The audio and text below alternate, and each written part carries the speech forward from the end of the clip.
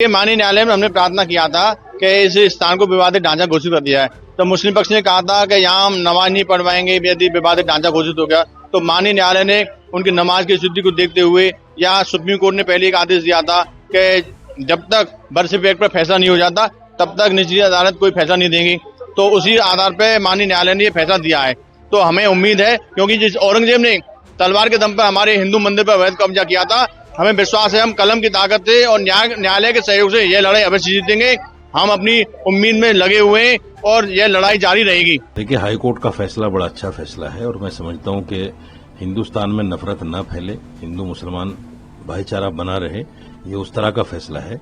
दूसरी बात ये कि आपने हिंदू फरीक बोला है उसको, मैं उसको हिंदू फरीक नहीं कहता, मैं उसको दहशतगर्द ग्रुप कहता हूं, क्योंकि इन लोगों का काम हो गया है बाकायदा इस तरह की एप्लीकेशनें डालना, कहीं ना कहीं कोर्ट को उस पर बाधित करना। भाई, आप कुछ न कुछ एप्लीकेशन डालोगे तो कोर्ट को तो कुछ न कुछ देना पड़ेगा। तो उसमें क्या है कि कोर्ट के बहुत सारे काम पेंडिंग पड़ रहे हैं और उससे बढ़कर देश में जो नफरत का वातावरण फैल रहा है वो सब क्या है, इन्हीं की वजह से हो रहा है। हमारी तरफ से सारे सबूत और साक्ष्य प्रस्तुत कर दिए गए थे।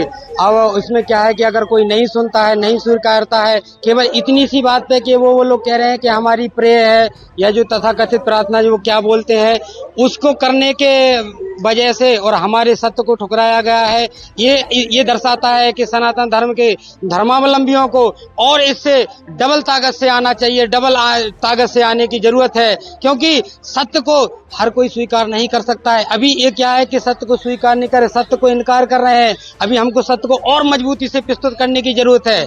तो हमको पूर्ण विश्वास है कि ये दोबारा से कोर्ट पुनः विचार करेगा और आगे भी हम जाएंगे। तो जहां तक भी हमको क्या है कि उम्मीद नहीं है, हमारे पास में पूरे साक्ष्य है, हमारे पास में पूरे सबूत है, पर उसको ये दुर्भाग्य है कि वो सुनना नहीं चाहते हैं। ये केवल वो सुन लेते हैं कि हमारी जो तथाकथित वो नमाज वगैरह क्या बोलते हैं वो होती हैं, उसकी वजह से सारे सत्य को दुखड़ाया जा रहा है। ये कब्जे को तुम सच मान रहे और जिनका जो कागज है, जिनका सबूत है, जो सनातन धर्मावलंबियों का मुख्य केंद्र है, उसको नहीं स्वीकार कर रहे हैं। ये तो गलत है। इसको हम बार बार इससे डबल एनर्जी के द्वारा और जन सैलाव के द्वारा और मजबूती से प्रस्तुत करेंगे। जरूर होगा। जय श्री कृष्णा, जय जय श्री राधे।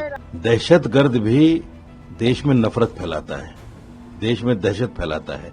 इन लोगों की वजह से भी देश में दहशत फैल रही है। इनका मकसद धर्म नहीं है, बिल्कुल धर्म नहीं है। अपने आप को पॉपुलर करना है देश में, चाहे काम उल्टा हो या सीधा हो। मोहन भागवत ने बड़ी अच्छी बात कही थी कि भाई अब ठीक है, बाबरी मस्जिद का फैसला हो गया, अब क्या हर मस्जिद में मंदिर ढूंढना, लेकिन लगे हुए हैं उसी काम पे।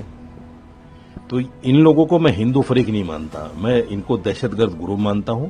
ये देश में दहशत फैलाना चाहते हैं, देश का बंटवारा चाहते हैं, देश में गृहयुद्ध जैसी स्थिति पैदा करना चाहते हैं कि हिंदू मुसलमान आपस में लड़े मंदिर मस्जिद को लेकर। नहीं तो ऐसे कुछ तथ्य नहीं मिलते। हम उम्मीद कर रहे थे कि फैसला हमारे हक में हो, पर कोर्ट का जो आदेश आया है उससे हम अभी उम्मीद करते हैं कि आगे हमारे हक में कुछ होगा, क्योंकि जिस तरीके से हम देख रहे हैं कि वर्शिप एक्ट के बारे में अगर हम सोचें कि वर्शिप एक्ट की वजह से वहाँ लोग नमाज कर रहे हैं, इस वजह से अगर हमारी चीज मांग को नहीं देखा गया, तो मैं ये बताना चाहूंगी कि श्री कृष्ण जन्मस्थली प्रॉपर यहाँ है, जिस जन्मभूमि का जो मेन जो मूल गर्भगृह है, जो कि मंदिर मस्जिद में आता है, तो हम उसकी पूजा नहीं कर पा रहे हैं। जबकि शाही मस्जिद जो है वहाँ पर नमाज नहीं होती, लेकिन फिर भी मुसलमानों को वहाँ नमाज करने की आज़ादी है। तो मैं सरकार से और कोर्ट से ये आग्रह करना चाहूंगी कि पहले आप इसके बारे में देखिए कि किसी भी मस्जिद में नमाज नहीं होती और शाही मस्जिद में केवल ईद की नमाज होती है, लेकिन फिर भी उनको हर जुम्मे पे नमाज करने दिया जा रहा है, जो कि बिल्कुल भी हमारे लिए अच्छा नहीं है। और हमारे जो प्रभु जहां जन्म हुआ उस स्थल का हम पूजन नहीं कर पा रहे। तो मुझे बेहद दुख है इस बात का और मैं उम्मीद करूंगी, आशा करूंगी कि आगे सब कुछ हमारे फेवर में आए।